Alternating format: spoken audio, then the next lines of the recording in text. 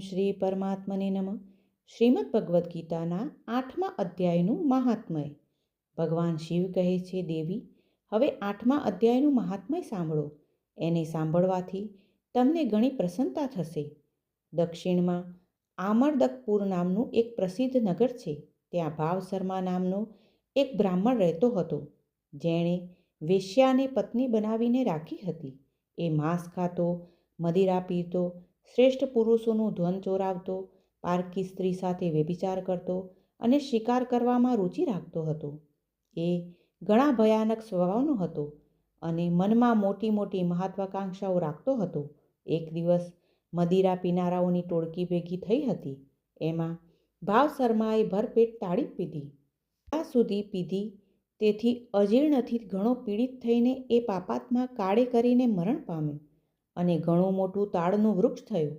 એની ગાઢ અને ટાંડી છાયડીનો આશરો લઈને બ્રહ્મ રાક્ષસ ભાવને પામેલા કોઈ પતિ પત્ની ત્યાં રહેતા હતા. એમના પૂર્વજન્મની ઘટના આવી છે.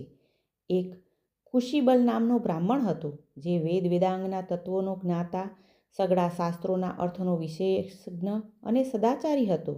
એની પત્નીનું નામ કુમતી હતું. એ ઘણા દુષ્ટ વિચારની હતી.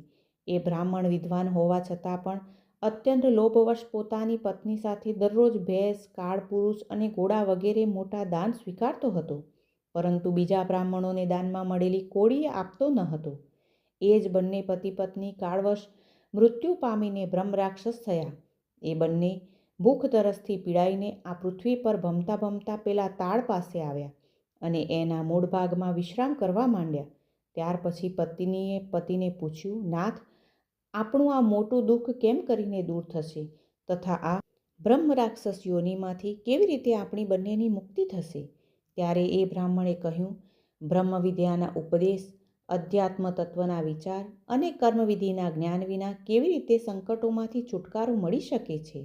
આ સાંભળીને પત્નીએ પૂછ્યું, કી તદ બ્રહ્મ કિમધ્યાત્મી કી કર્મ પુરુષોત્તમ? એની પત્નીએ આટલું કહેતા જ જે આશ્ચર્યની ઘટના ઘટી એ સાંભળો. ઉપરયુક્ત વાક્ય ગીતાના 8મ અધ્યાયનો અડધો શ્લોક હતો. એના શ્રવણથી એ વૃક્ષ તે સમયે તાડના રૂપને ત્યજીને ભાવશર્મા નામનો બ્રાહ્મણ થઈ ગયો. તત્કાળ જ્ઞાન થવાથી વિશુદ્ધ ચિત્તનો થઈને પાપના અગરખામાંથી મુક્ત થઈ ગયો તથા એ અડધા શ્લોકના જ મહાત્માથી પેલા પતિ પત્ની પણ મુક્ત થઈ ગયા.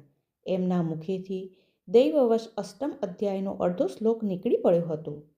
ત્યાર પછી આકાશમાંથી એક દિવ્ય વિમાન આવ્યું અને એ બંને પતિ પત્ની તે વિમાન પર આરૂઢ થઈને સ્વર્ગલોકમાં ચાલ્યા ગયા.